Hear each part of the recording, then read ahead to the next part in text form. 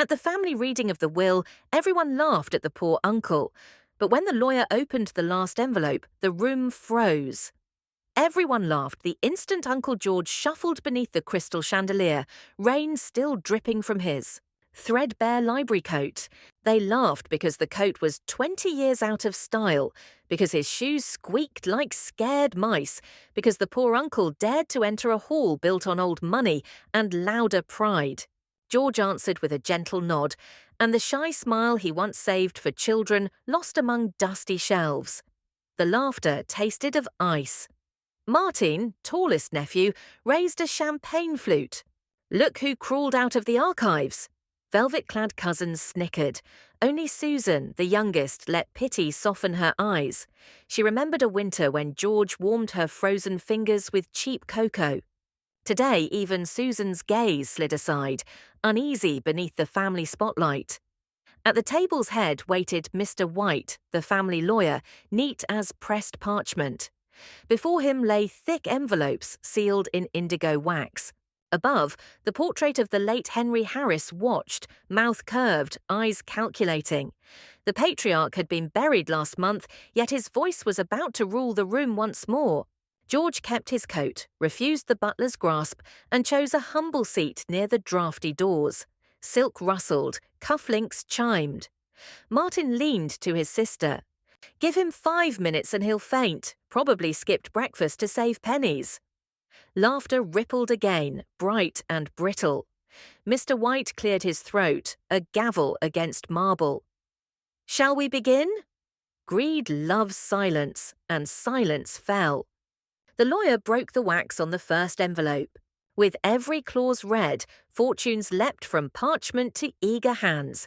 Beachfront villas to a cousin who feared open water, shipping shares to a niece who confused starboard and port, heirloom art to someone who hung posters with tape. Cries of delight rang like coins in a tin cup. Nothing for George, not a trinket. Martin's grin stretched wider. He toasted imagined victory. Yet the lawyer lifted one more envelope, small, ivory, marked with the Harris crest. Conversation died mid-sip. This document may be opened only in the presence of George Harris. His tone carried a spark, as though enjoying a private joke with destiny. The library ghost? Someone scoffed. George's smile did not waver. I am present, he said, voice soft yet steady. He did not rise. He simply met Mr. White's gaze, and something passed between them, recognition, perhaps gratitude. The seal snapped, breath paused. The lawyer unfolded a single page, edges yellowed.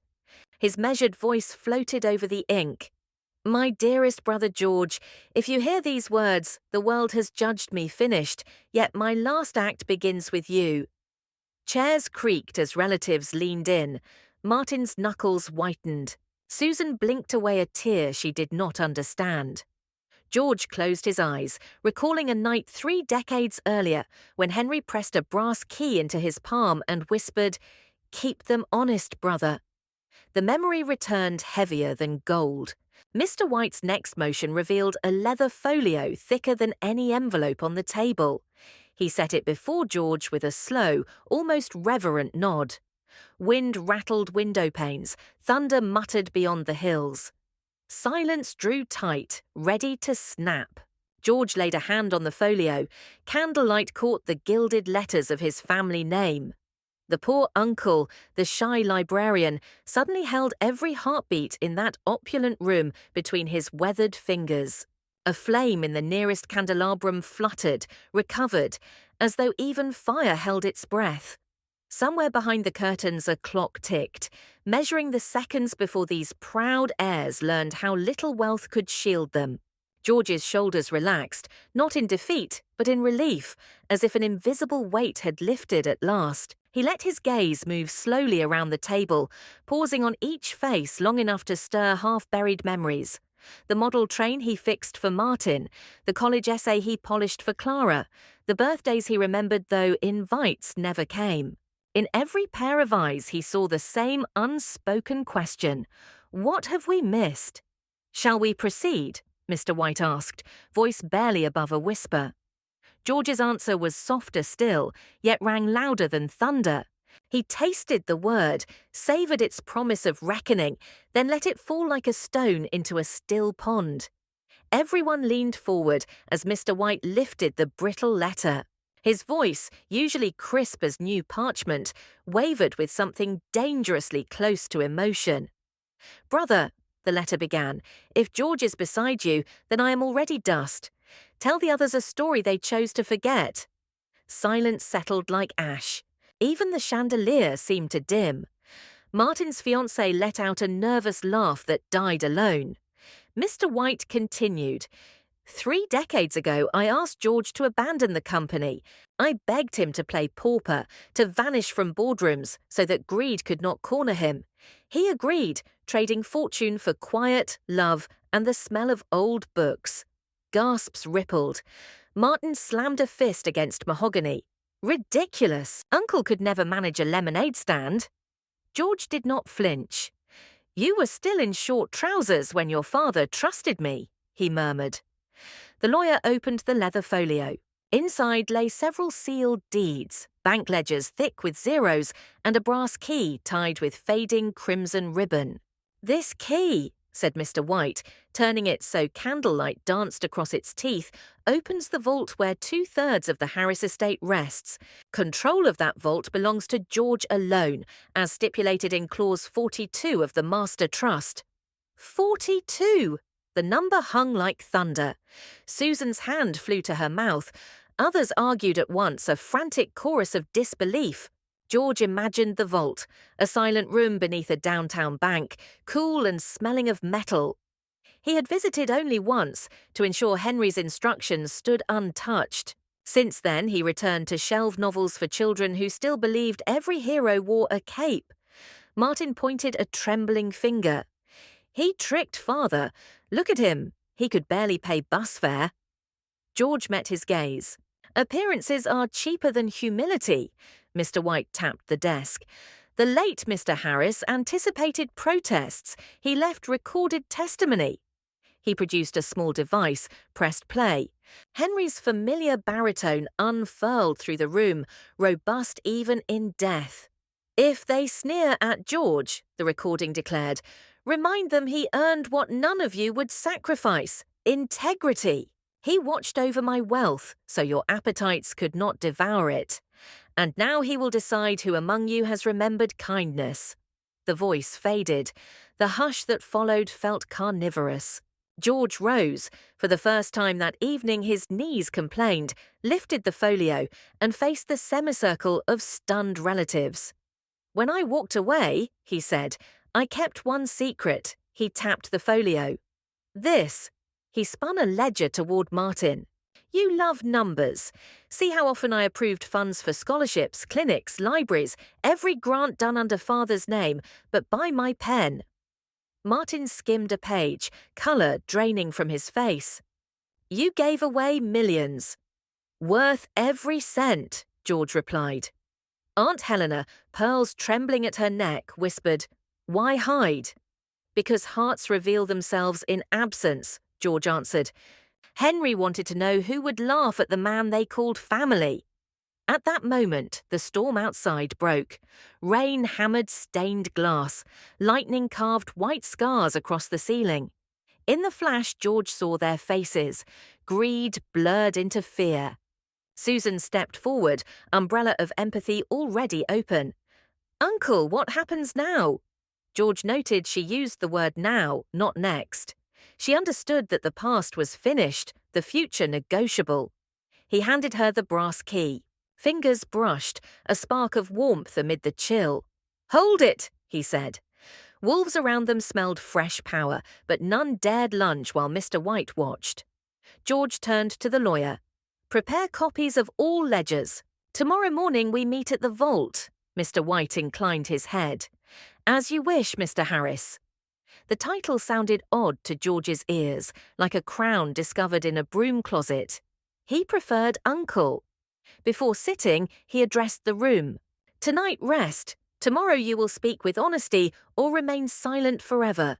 Either way, the vault opens only once." He reclaimed his chair.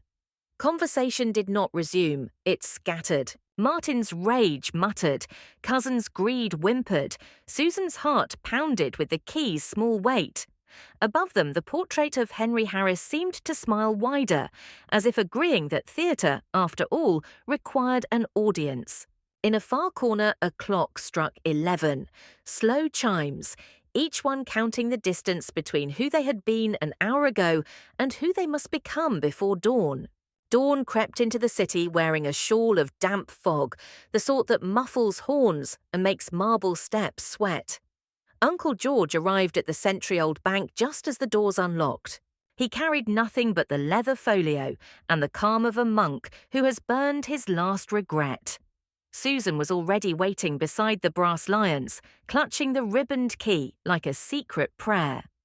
"Did you sleep?" she asked.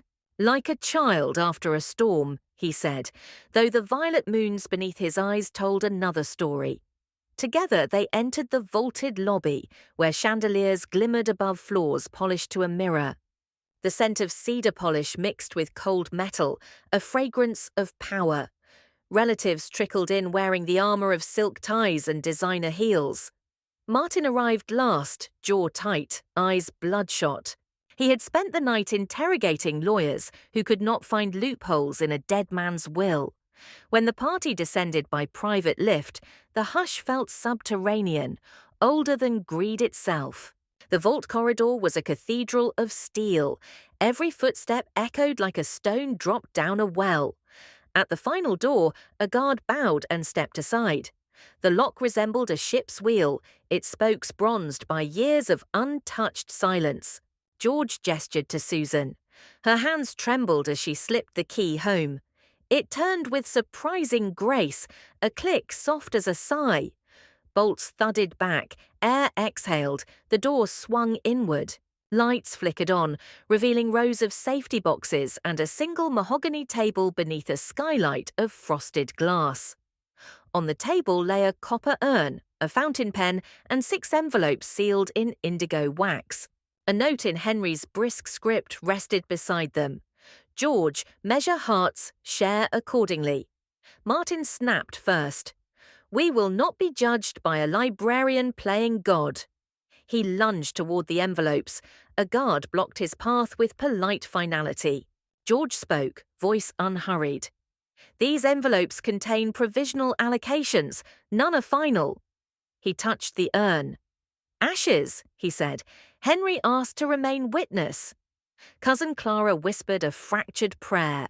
Aunt Helena dabbed her eyes, though whether tears came for Henry or the money none could tell. George opened a small notebook, pages yellow and ink spattered. For 30 winters I catalogued family deeds, he said. Kindness, neglect, cruelty, mercy. Not for revenge, Henry wanted truth to season justice. He slid the first envelope to Susan. She did not open it. Instead, she asked, How do we earn what is inside? By recalling one moment of genuine kindness you offered without hope of return, George replied. Speak it aloud, let Henry's ashes hear. A stunned pause, then Martin barked laughter. This is childish theatre. Perhaps, George said. Yet the stage is set, and the curtain will rise whether you perform or not. Nobody moved. The silence throbbed like a wound. Finally, Aunt Helena cleared her throat. I remember sending George a casserole when his wife passed.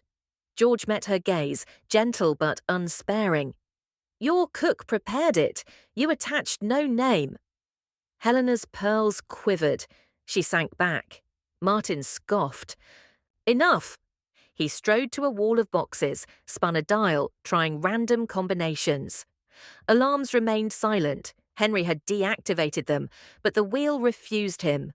George sighed. That lock recognizes only 2 fingerprints, Henry's and mine. He placed a hand on the steel. A soft green glow blinked, bolts sliding. The compartment eased open with a hush of velvet. Inside rested bound ledgers thicker than family Bibles, each stamped with titles like scholarship disbursements and medical relief grants. Martin stared, uncomprehending. You bled the estate, he whispered. I kept it alive, George answered. Fortune is a river, damn it, and it stagnates. Thunder rattled distant windows. Susan stepped forward. I have a memory, she said, voice shaking yet clear.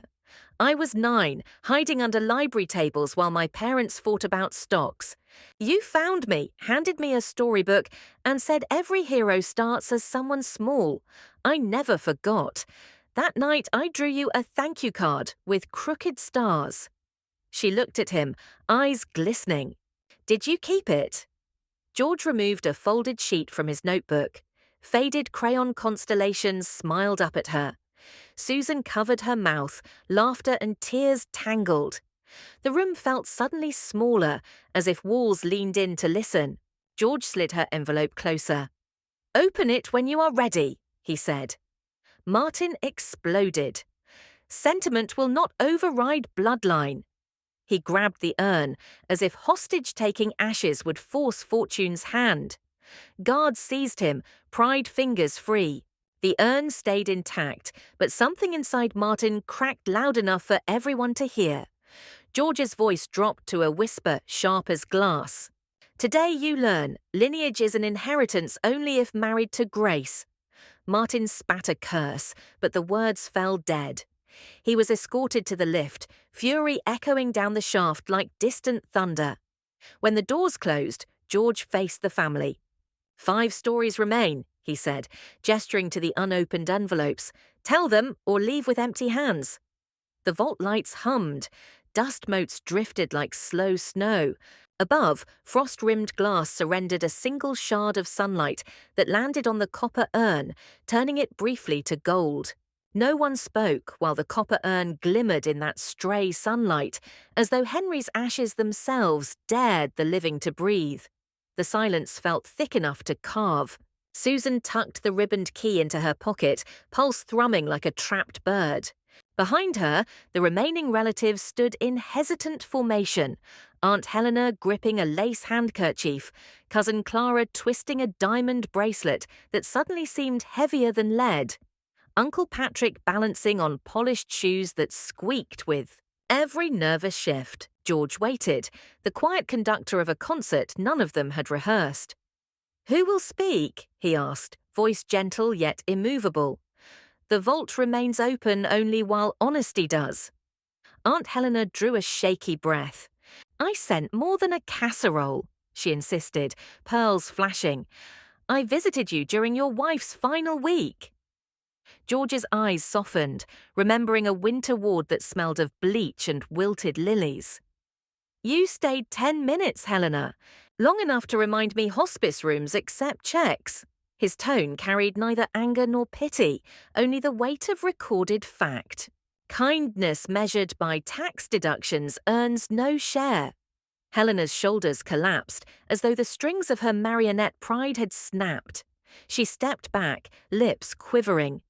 Cousin Clara cleared her throat. I have a moment, she said, faltering. When grandfather died, I organised the memorial, the flowers, the music. George's brows lifted. And billed the estate twice the florist's price, pocketing the difference. He lifted a ledger page. Ink told no lies. Clara's eyes fled to the floor. Patrick shifted forward next. I paid off Mother's medical debt, he offered. You settled it, George corrected, after negotiating a sponsorship banner for your law firm above the hospice entrance. The ledger closed with a quiet snap that echoed like a gavel. Disappointment settled on every face, yet something else crept in behind it. Cold recognition that their own memories did not shine under scrutiny. The envelopes on the table seemed to glow darker, as if sealing themselves against unworthy hands. Susan spoke into the hush. Uncle, perhaps their kindness hides deeper. Sometimes light takes time to reach the eye. George turned, surprise flickering. Hope is generous, he said. But the clock moves. At that very instant, a sound broke the tension. A hesitant knock upon the vault doorframe. Everyone turned. A figure in a charcoal maintenance uniform stood there, cap held respectfully to chest. He was thin, mid-30s, cheeks freckled, eyes earnest. Forgive me, he said, voice steady. "I bring a message Mr. Harris asked me to deliver today." He held a small envelope, wax seal intact, crest unmistakable. George gestured him closer. "Your name, son?" "Ethan, sir, night custodian at the library branch on Maple." Susan's eyes widened. She recognized the name, the shy janitor who always wheeled in after closing. George accepted the envelope. It bore a note, "Open only in presence of those who mocked the dust." He broke the seal. Inside lay a single sheet, Henry's scrawl scrawnier, written in hurried ink. "George, if they fail your measure, remember the ones beyond blood. Kindness is rarely born in pedigree." George folded the letter with trembling fingers. He faced Ethan. "Did you know Henry?" Ethan shook his head. "Only Mr. George. He let me borrow books when I studied for my high school diploma, would sit with me during breaks, quiz me on vocabulary. He kept a kettle in staff storage, brewed tea so I stayed awake after double shifts." Gasps fluttered behind George like startled sparrows. Tears climbed uninvited into Susan's eyes. George opened one of the unclaimed envelopes, extracted a document, slid it across the mahogany toward Ethan. "Read," he instructed. Ethan's hands shook. "Transfer of 1/3 estate into trust for educational grants," he read aloud, stumbling over the enormity. "Primary trustee, Ethan Ward." The vault seemed to inhale. Clara muttered a curse she half swallowed. Patrick swayed. Helena steadied herself on the table's edge. Susan exhaled a soft, incredulous laugh. "Henry always loved plot twists," she whispered. Ethan stepped back, panic dawning. "This must be some mistake, sir. I am a custodian." George met his gaze with a firmness that quelled doubt. "You kept every library floor shining so children wandered safe. You mopped spills beside me when my knees ached. You believed knowledge worth sweeping for. No mistake." He turned to the relatives, eyes now bright with unshed grief and steel. "Henry asked me to measure hearts, not resumes. One envelope remains for each of you, but only if your own memory can outshine Ethan's broom." A beat of silence, broken only by breathing and the low hum of fluorescent bulbs. No one moved. Words seemed lodged behind pursed lips, deeds too small or too self-serving to withstand daylight. At last, George closed the folio. "Then the vault is finished." He signed the transfer sheets with the fountain pen, ink flowing dark and final. "Guards, record these witnesses." Helena whispered something that sounded like prayer, but felt like surrender. Patrick looked ready to weep. Clara stared at that pen as if it were a sword slid through every golden dream. Susan reached for Ethan's hand, squeezed, nodding encouragement. George placed Henry's ashes back into the sliver of sun, letting the light crown the urn. "Brother," he murmured, "the river runs clear." Ethan wiped his eyes. "Thank you, sir." "Thank the stories you still hope to read," George said, a smile touching the corners of his weathered mouth. The vault door creaked, beginning its slow close. Its ancient gears grated like stone diaries shutting on a final entry. As metal kissed metal, the last sight the relatives had of George was his hand resting upon the urn, content at last to guard nothing but memory. Rain was still ironing puddles into the pavement when Uncle George stepped out of the bank with Ethan and Susan flanking him like quiet sentries. The street hummed with early traffic, unaware a dynasty had just split like thundercloud glass. Ethan kept blinking at the trust papers, as if each glance might reveal a hidden punchline. "You will need an accountant," George said, voice as calm as a bookmarked page. "Prefer one who reads poetry." Ethan laughed, half sobbing. "Do those exist?" "They do," Susan assured, linking her arm through his. "Uncle always finds the rare editions." Behind them, limousine doors slammed. Martin emerged, free of guards, fury coiled tight. He strode over, shoes slicing puddles into angry arcs. "This is not finished," his breath fogged in the damp air. "Father would never choose a janitor over blood." George studied his nephew's face the way he once inspected fragile spines of century-old books. Henry chose character over costume, Martin. He handed him a folded letter sealed in plain wax. Open this alone. It contains truth you should meet sitting down. Martin crushed the envelope in a fist, but did not tear it. There was something in George's gaze, an unspoken warning that stayed his hand. He spun, barked at the driver, and the limo swallowed him whole. Susan exhaled. "He will come at you with lawyers." "Let him," George said. "Courts weigh paper, conscience weighs hearts." They walked toward the library. It rose at the corner like a steadfast friend, bricks darkened by decades of whispered stories. Inside, the familiar hush greeted George, wrapping him in the scent of paper and time. Ethan followed, still in awe, as if entering a cathedral. Near the children's section, bright drawings fluttered on a bulletin board. One depicted a caped hero sweeping stars into a bag. George smiled. A regular named Lila must have pinned it yesterday. "I hoped we could announce Henry's scholarships here," he said, fingertips grazing the drawing, "where children first learn the power of a well-placed comma." Susan grinned. "You always plan an unveiling where the city least expects." Before George could answer, the double doors slammed again. Clara and Patrick hurried in, clothes damp, faces pale with a mixture of desperation and resolve. "Uncle," Clara began, "we were wrong." She clutched her bracelet as though it burned. "Please give us a chance to earn something better than shame." Patrick nodded. "We cannot undo greed, but we can choose different from now."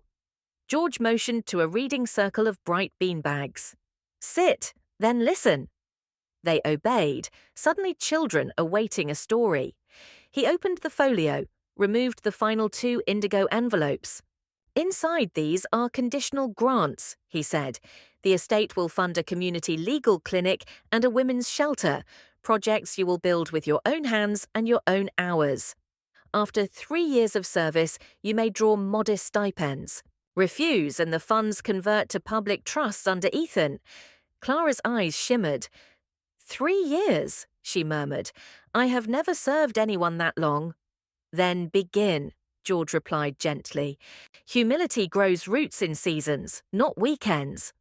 They accepted the envelopes with trembling fingers. Patrick whispered, "Thank you," as though tasting the phrase for the first time. Ethan watched, amazed. "How did you know they would come back?" "I did not," George confessed, "but hope is a key that sometimes fits lock surprise leaves behind." A soft cough interrupted them. The head librarian, Mrs. Patel, appeared, her bun skewed by morning chaos. "George, story hour starts in 10 minutes. Do you still wish to read?" George's smile lit like a fresh match. "Always." He walked toward the semicircle of rugrats gathering near the puppet stage. Ethan and Susan trailed him, witnessing the mild-mannered hero don his invisible cape. George chose a worn copy of The Velveteen Rabbit, its edges loved thin. As he began to read, voice steady, pacing gentle, Clara and Patrick lingered, listening to the tale of a toy becoming real through love. Tears watered new seeds in them. Ethan knelt beside a boy in yellow boots, showing him how to trace letters on his palm. Susan fetched extra cushions. The library hummed like a hive finally awake to its own purpose. Outside, clouds shredded, and sunlight poured through stained glass windows, sketching rainbows onto worn carpet. One beam landed on George's silvered hair, turning it momentarily golden. At the back of the room, unseen by most, Martin stood in the doorway clutching the unopened letter. He watched his uncle animate words for children who stretched closer with each syllable. Something in Martin's stare cracked, pride fissuring like thin ice in first thaw. Yet he remained silent, letter still sealed. George closed the book, reading the final line. And that was the beginning of the magic. He looked up, eyes finding Susan, Ethan, then even Martin's shadowy figure. "Stories," he said softly. "Always leave room for another chapter." The room breathed that truth. And somewhere beyond the high stacks, a city's future shifted, gentle as paper yet stronger than stone. Martin did not open the letter until twilight draped the city in bruised violet. He sat in the back seat of his idling limousine, heat fogging the windows, silence so thick it felt padded. At last he broke the plain wax with a thumb that trembled despite every boardroom conquest.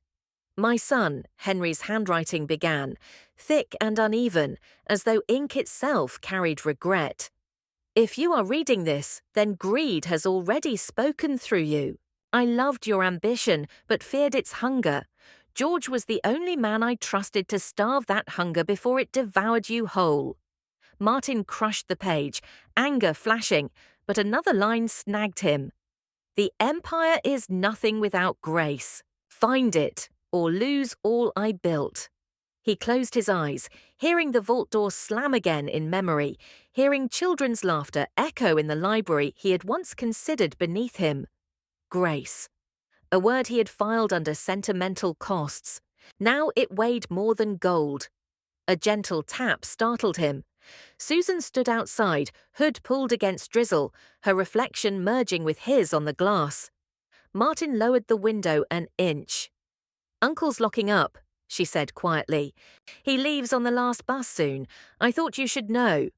"Why?" His voice cracked like dry wood. "Because stories deserve an ending only you can write." She stepped back, offering no further sermon. Martin stared at the crumpled letter, then ordered the driver to park. He stepped into the chill, pocketing pride with the page. Inside the library, George slid metal gates across the children's wing, humming a hymn his wife once favoured. Ethan stacked returned books, still guarding the colossal trust as though it were a paper dragon. Clara and Patrick drafted plans for shelter renovations on scratch pads, determination sparking between eraser dust and midnight coffee. Martin entered, suit damp, expression stripped of armour. George looked up, surprised yet unsurprised, as though he had saved a seat in this chapter. "I read his words," Martin managed. "I do not know where to start." George motioned to the reading circle, the same beanbags now empty and expectant. "Sit." Martin obeyed, as obedient as a boy awaiting a bedtime fable. George took down a worn atlas, pages frayed by generations of curious fingers. He opened to a map, oceans pale, borders fuzzed. "Your father taught me that empires drawn on paper are only promises. Real kingdoms are lived one street, one soul at a time." Martin folded his hands. "I mocked you, Uncle. I mocked everyone." "Yes," George said, closing the atlas with a soft sigh, "but a mockingbird can still learn new songs." Silence pooled. Then George produced the final indigo envelope, one he had withheld.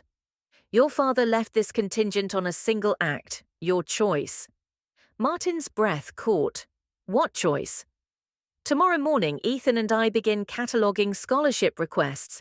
Join us.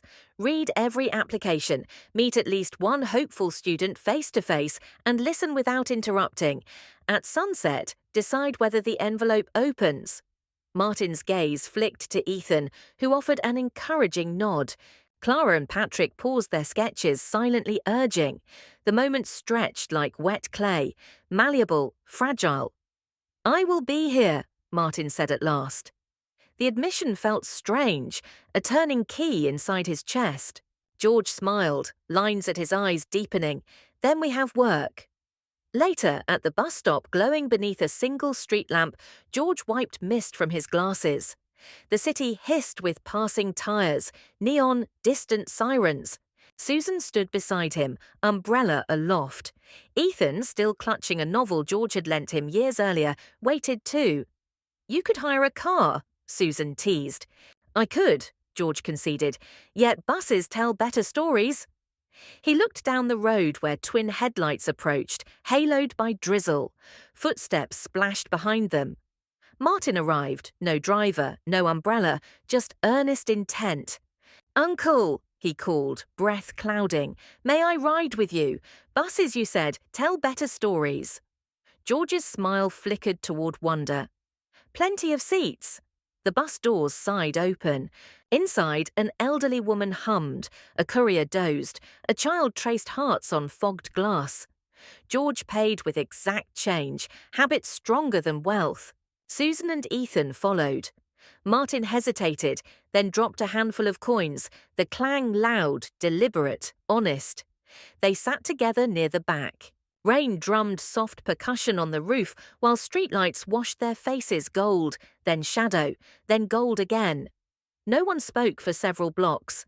The quiet felt like new soil. At an intersection, the bus paused beside a billboard advertising luxury condos bearing the Harris name. Martin studied it, then turned away, choosing instead to watch a bicyclist hand a paper bag to a shivering stranger beneath an awning. George noticed. "Maps can be redrawn," he murmured. Martin met his gaze, eyes rimmed with something tender, almost painful. "Then tomorrow we start with pencils." The bus lurched forward, carrying them into deeper night. Outside, rain eased to drizzle, then to memory. Inside, 4 lives sat stitched by shared silence, riding a humble route toward an unwritten kingdom where generosity, like dawn, would arrive on schedule. Quiet, certain, unstoppable. The city never knew the moment its richest family became something rarer than wealthy. But for those on that bus, the story's final line had already been inked. Kingdoms built on kindness never fall.